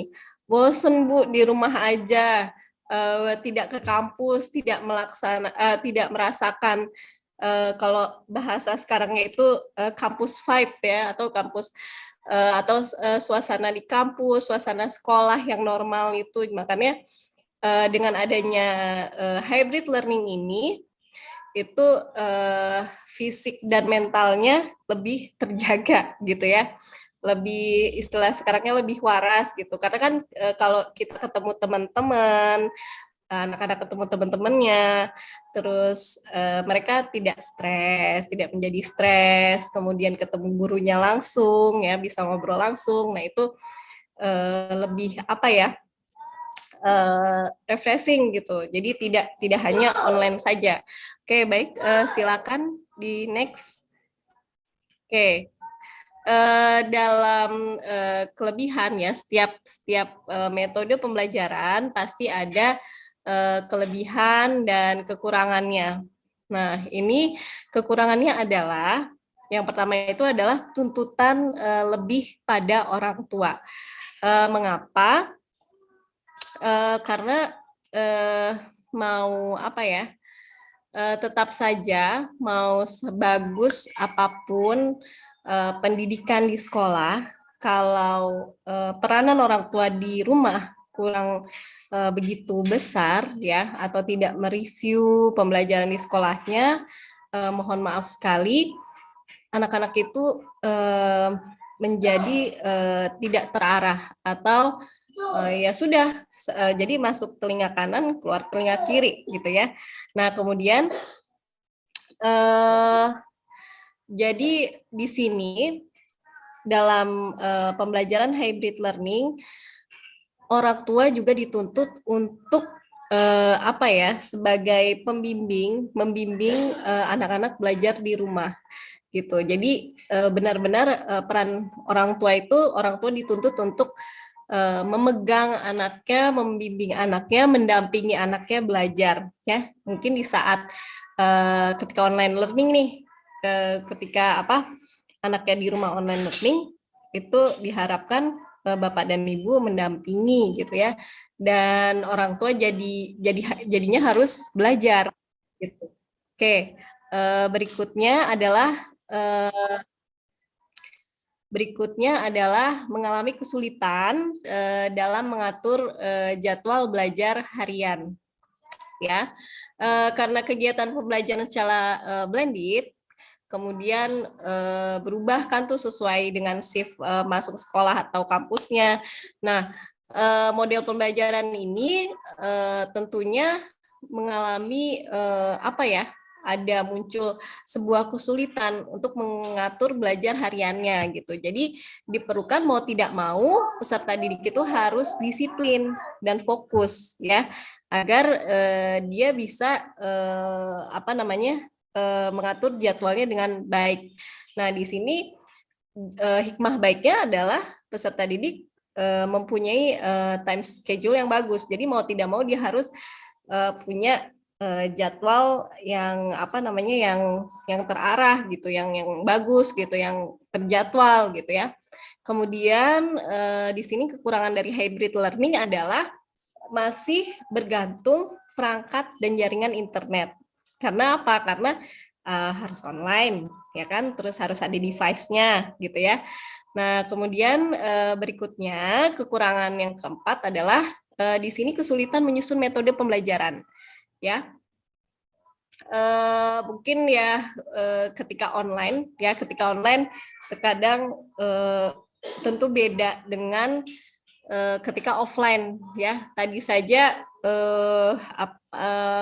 ice breaking virtual seperti itu juga perlu sering-sering diadakan. Kenapa? Karena anak itu lebih, atau peserta didik itu lebih mudah cepat bosan gitu ya. Kalau ceramah terus selama 2 jam di Zoom itu kan mungkin mahasiswa-mahasiswanya ngantuk atau bosen gitu ya, atau mungkin menonaktifkan kameranya gitu ya.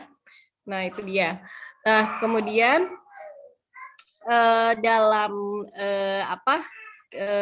kita sebagai pendidik gitu ya, ataupun sebagai orang tua juga, dalam menghadapi kekurangan dan kelebihan hybrid learning ini tentunya harus disikapi dengan bijak ya. Kekurangannya dicari solusinya, kemudian kelebihan dipertahankan gitu ya. Oke, baik, silakan di next. Silakan di next. Oke, nah tadi yang saya singgung mengenai aturan khusus dalam hybrid learning ya, aturan khusus dalam hybrid learning. Jadi karena kita tahu nih ada namanya metode pembelajaran hybrid learning. Tentu ada rules-nya, tidak hanya melaksanakan yuk kita melaksanakan hybrid learning tapi tidak tahu aturannya. Nah, di sini saya akan menjelaskan mengenai aturannya.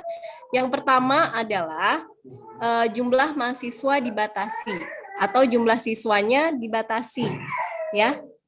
Jadi misalkan ketika kemarin melaksanakan hybrid learning, yang PTN di kelas hanya 50%, 50%-nya itu di rumah gitu ya, online. Dan yang PTM itu hanya yang berada di dekat kampus saja. Yang dia jauh tinggalnya itu silakan online gitu ya. Nah, kemudian berikutnya adalah sebagian menjalani PJJ dan sebagian lagi masuk ke kelas yang tadi saya katakan ya, Bapak dan Ibu. Oke, berikutnya adalah tetap menerapkan protokol kesehatan. Mengapa? Karena pandemi ini terus terang belum berakhir ya. Ketika liburan tiba-tiba naik gitu presentasenya, dan terus turun lagi, naik lagi gitu ya. Jadi tetap saja di kelas harus memperhatikan protokol kesehatan seperti menggunakan masker, kemudian masuk ke kelas itu harus mencuci tangan terlebih dahulu, atau masuk ke sekolah itu diatur suhu tubuhnya, kemudian yang demam sebaiknya tidak perlu masuk gitu ya. Oke, itu tadi sedikit aturan mengenai hybrid learning ya yang perlu dipahami. Baik, silakan di next. Silakan di next. kita ke resiko pelaksanaan hybrid learning. Tentunya dari setiap keputusan ya Bapak dan Ibu, dari setiap metode pembelajaran yang kita ambil pasti ada resikonya. Nah, dalam hybrid learning ini perlu dipahami juga, ini adalah sesuatu hal yang baru, hybrid learning ya. Karena metodenya baru, itu artinya apa? Ini adalah sebuah tantangan yang baru. Sama seperti ketika anak-anak kita sekolah, mulai sekolah di PAUD gitu ya. Nah, itu adalah tantangan kita sebagai orang tua, bagaimana ya memperlakukan anak yang baru bersekolah di PAUD, atau misalnya saja anaknya memilih untuk ke pesantren. Nah, itu tantangan baru yang tadinya tinggal di rumah, kemudian di pesantren, itu seperti apa. Nah, sama seperti hybrid learning, ya. Hybrid learning ini adalah sebuah tantangan baru yang kita tuh harus beradaptasi dengan cepat, gitu. Makanya saya pun sebagai akademisi, ya, sebagai pendidik, mencari literatur atau referensi mengenai hybrid learning ini gitu ya, agar tidak salah dalam penerapannya. Oke, kemudian berikutnya adalah beranggapan persiapan kampus belum memadai. Memang apalagi tingkat kampus ya, tingkat university atau universitas itu banyak prodinya, banyak fakultasnya ya. Itu luar biasa sekali, harus mempersiapkan alatnya karena terus terang ketika kemarin saya melaksanakan hybrid learning, jadi PTM tetap di kelas. Terus kemudian dalam waktu yang bersamaan itu ada Zoom-nya juga. Jadi ada kamera. Jadi tetap si siswa yang belajar di rumah, mahasiswa yang belajar di rumah itu melihat bagaimana suasana kelasnya. Itu kan membutuhkan device dan itu tidak murah device-nya gitu ya. Nah, itu dia kami pun sebagai dosen mau tidak mau harus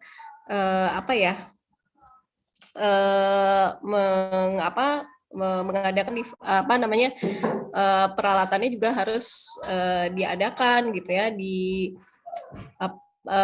dan itu tidak, kalau menggunakan mungkin menggunakan anggaran kampus juga agak lama, jadi kami dosen juga anggaran masing-masing gitu ya. Nah, kemudian berikutnya adalah adanya risiko kesehatan. Nah, di sini karena pandemi ini belum berakhir ya, ketika kita bertatap muka lagi, ada resiko kesehatan, entah itu batuk pilek atau ternyata virusnya menyebar lagi gitu ya. Nah, itu dia. Itu adalah resiko pelaksanakan dari hybrid learning. Untuk itu segala resiko ini pasti bisa kita minimalisir ya Bapak dan Ibu. Tinggal bagaimana kita telaten dan lebih peka untuk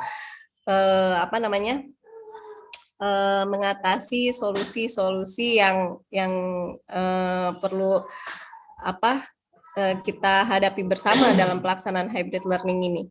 Baik, silakan di next Bapak Ahmad. Oke, nah ini perlu diketahui juga Bapak dan Ibu bahwa hybrid learning itu sama saja dengan metode pembelajaran yang lainnya, membutuhkan persiapan ya. Membutuhkan persiapan gitu. Kalau biasanya guru mempersiapkan RPP ya, atau dosen-dosen mempersiapkan RPS-nya. Nah, di sini hybrid learning juga membutuhkan beberapa persiapan ya dalam pembelajaran tatap muka terbatas. Yang pertama adalah mempersiapkan sarana sanitasi yang memadai. Kalau memang ketika kemarin saya sekedar sharing saja, kalau memang tidak ada tempat untuk mencuci tangan, itu bisa guru maupun dosen menyediakan hand sanitizer atau tisu gitu ya. Jadi kebersihan pun tetap terjaga. Kemudian kita di lembaga membentuk satgas khusus protokol kesehatan. Jadi benar-benar dikontrol untuk mahasiswa yang masuk ke lingkungan kampus harus menggunakan masker gitu. Yang tidak menggunakan masker silakan tidak masuk kampus atau tidak masuk sekolah gitu ya. Nah, kemudian berikutnya adalah pengaturan kelas yang baik gitu ya.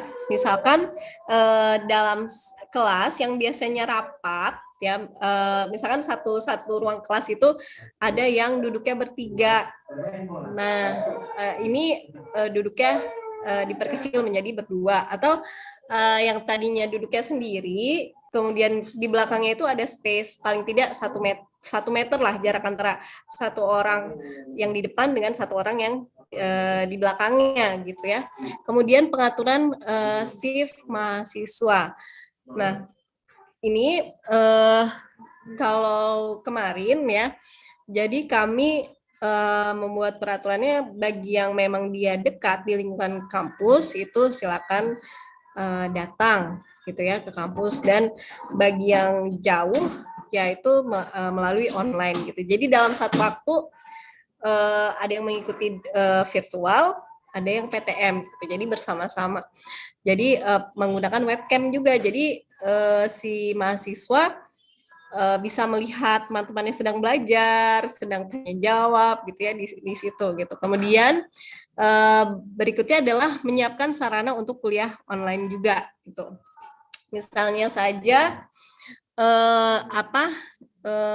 ada kuis gitu ya. Nah, kita dosen maupun guru juga harus menyiapkan untuk siswa-siswa atau mahasiswa yang peserta didik yang kuliah online ataupun mengikuti pembelajaran secara online. Oke, baik, silakan next Bapak Ahmad. Oke, nah ini adalah sedikit ya terakhir. Nanti mungkin ada tanya jawab. Every classroom discussion, every digital interaction is an opportunity to help children take their first step into the global community to see and define how, why, and when technology can be a vessel of change. Jadi berdiskusi di kelas, kemudian digital interaction seperti ini, itu bisa menolong siswa satu step lebih ke depan ya untuk menghadapi ruang lingkup yang lebih besar lagi ya. Kemudian juga kita juga bisa mendekatkan siswa tersebut dengan teknologi-teknologi yang digunakan untuk perubahan gitu. Baik, sekian dari saya, kurang lebihnya mohon maaf. Wassalamualaikum warahmatullahi wabarakatuh. Saya kembalikan kepada moderator, Ibu Wardah dan Bapak Ahmad. Terima kasih Ibu Lesiani Siti Romlah atas penyampaian materinya. Selanjutnya yaitu sesi tanya jawab. Kepada Bapak Ibu guru yang ingin bertanya, silahkan Mesin dan Ibu Wardah, suaranya hilang Bu, kecil. Oh, ya. Bisa aja matikan kameranya. Ya. Baik, Bapak Ibu guru semua yang ingin bertanya, silahkan untuk present atau bisa bertanya di kolom chat dengan menyebutkan nama, asal, instansi, dan pertanyaannya, dan ditujukan kepada siapa pertanyaannya. Jadi persilakan kepada Bapak Ibu yang ingin bertanya.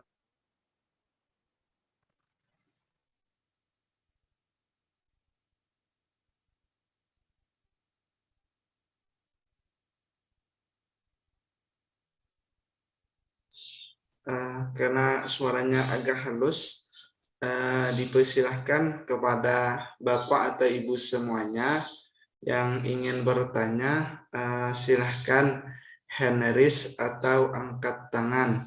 Apabila bertanya nanti, pertanyaannya ditujukan kepada siapa. Silahkan lanjutkan, Bu Ardah. Ini ada Ibu Welsi Indoren yang bertanya. Silahkan lanjutkan, Ibu Ardah. Ya, silakan kepada Ibu Welsi Indoren untuk on-cam. Silahkan Ibu Welsi rindu bertanya, Bu. Silahkan Bu, aktifkan suaranya, Bu.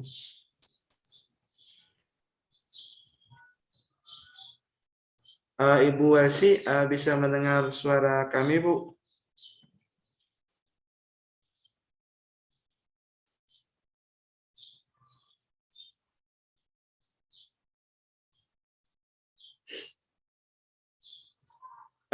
Ibu Welsi bisa mendengar suara kami, Bu? Misalnya tidak bisa, Bu, bisa pertanyaannya tulis aja di kolom chat.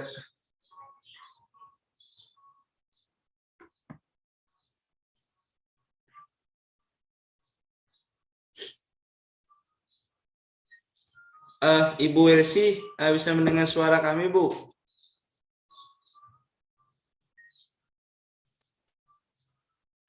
Ibu Welsi ingin bertanya, Bu? Silahkan aktifkan suaranya, Bu.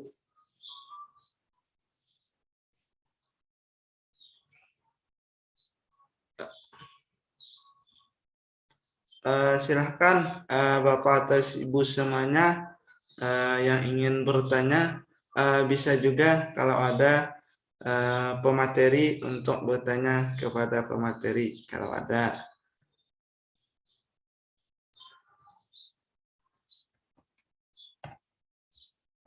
Kami tunggu sekitar 1 menit. Silahkan Bapak atau Ibu semuanya untuk hand raise kalau ada yang ingin bertanya. Kami informasikan untuk presensi telah kami kirimkan juga. Silahkan cek pada kolom chat Zoom dan live chat pada YouTube.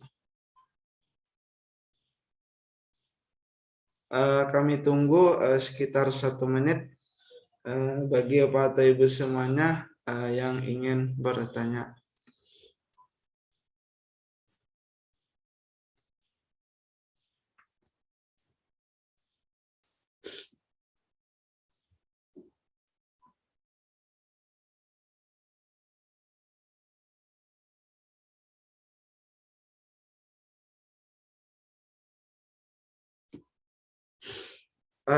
Mungkin ini sangat jelas penyampaian dari ketiga pemateri kita, sehingga tidak ada yang bertanya belum. Luar biasa.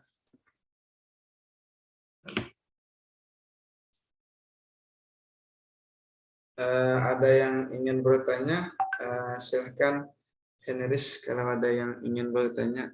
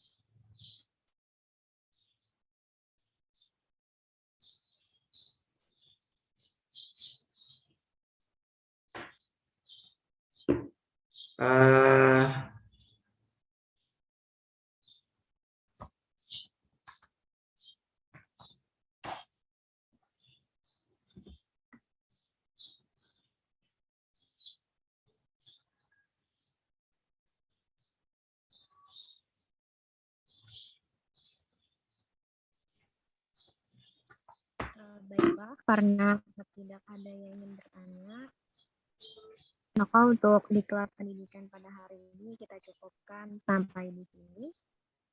Saya selaku moderator mohon maaf jika terdapat kesalahan maupun kehilapan dalam Moderator, sebelum ditutup bisa tambahkan closing statement-nya.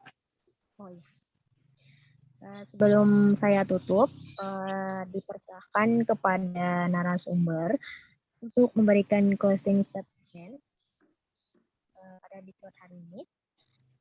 Yang pertama, saya persilahkan kepada narasumber pertama, yaitu Ibu Alu. Dipersilahkan.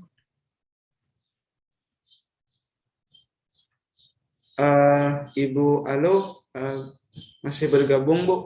Masih, Pak. Silahkan lanjutkan, Bu.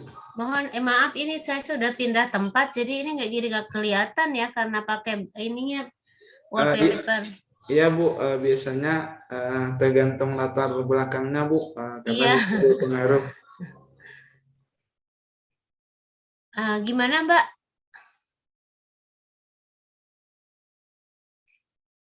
Saya kasih closing statement ya. Oke, Iya, Bu. ya baik Bapak Ibu, terima kasih atas hari ini sudah bergabung mengikuti pelatihan ini. Mohon maaf jika materi yang tadi saya sudah sampaikan banyak kekurangan, saya juga masih belajar. Semoga bisa bermanfaat apa yang saya sampaikan hari ini tentang platform Merdeka Belajar. Terima kasih, itu saja dari saya. Assalamualaikum warahmatullahi wabarakatuh. Waalaikumsalam warahmatullahi wabarakatuh. Selanjutnya untuk closing statement yang kedua akan disampaikan oleh narasumber kedua, Ibu Yeherlina. Dipersilahkan. Ya, baik. Terima kasih. Sedikit closing statement dari saya, bahwasannya sebagai baik peserta didik dan juga pendidik, mari kita sama-sama berjuang, tetap berjuang dalam hal ini di dunia pendidikan, tetap semangat dalam mencari ilmu dalam dunia pendidikan, dan tetap menjadi pendidik yang baik, tidak hanya memberikan contoh, tetapi menjadi contoh dan teladan untuk tidak hanya di sekolah, tapi juga di lingkungan masyarakat, kapan dan di mana saja kita berada. Terima kasih, semoga apa yang saya sampaikan tadi setidaknya kurang dan lebihnya sedikit bermanfaat untuk Bapak dan Ibu sekalian. Ya, terima kasih dari saya kembalikan. Baik, untuk closing statement selanjutnya akan disampaikan oleh narasumber ketiga, Ibu Kristiani Siti Romlah. Dipersilahkan. Baik, saya sedikit saja ya, karena tadi sudah ada closing statement sebenarnya di PPT tadi ya.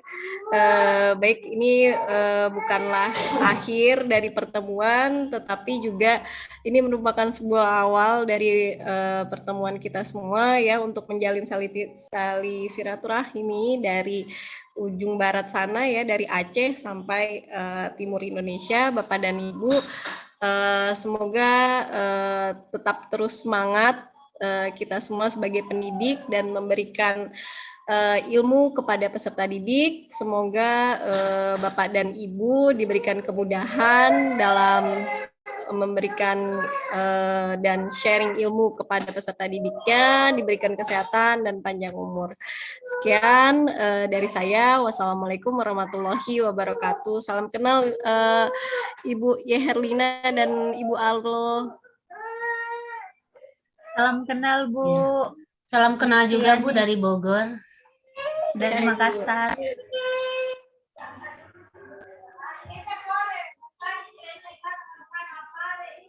Saya izin pamit ya, Bapak dan Ibu. Silahkan lanjutkan, Ibu Alda. Iya, Bu. Baik, terima kasih Ibu kepada semua narasumber atas materi hari ini. Baiklah, saya selaku moderator, mohon maaf jika terdapat kesalahan maupun kesilapan dalam penyampaian saya tadi. Semoga materi hari ini dapat bermanfaat untuk kita semua. Demikian dari saya. Wassalamualaikum warahmatullahi wabarakatuh. Waalaikumsalam warahmatullahi wabarakatuh. Terima kasih. Terima kasih kepada Ibu Alo Karyati, Ibu Yehelena Ohe Kokomakeng, dan Ibu Listiani Siteramlah yang telah meluangkan waktunya pada hari ini sehingga kita bersama-sama berkumpul dalam kegiatan Diklat